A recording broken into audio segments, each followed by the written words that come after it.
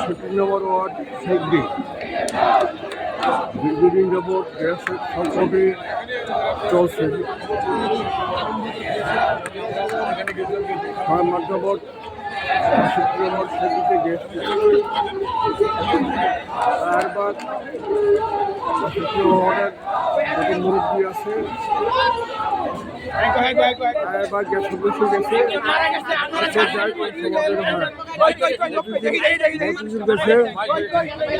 Notice গেছে কোনো সমাধান হয় নাই,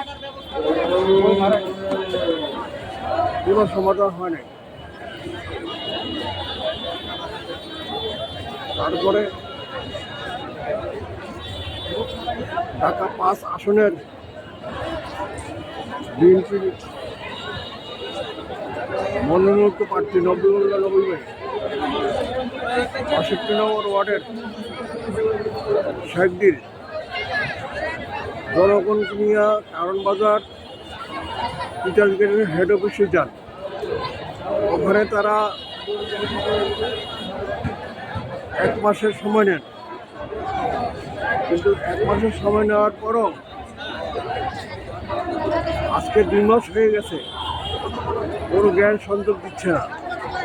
কাল রাত্রে শেখদি আব্দুল্লাহ মোল্লা স্কুল অ্যান্ড কলেজে এলাকার মানুষ সব মুরব্বীরা মিটিং করে আজকে সকালে রায়েরবাগ টিচার্স গেটের জোনাল অফিসে যান।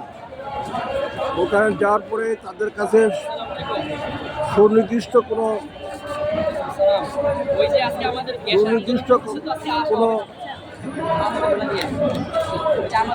তাদের কাছে গ্যাসের পাওয়ার কোনো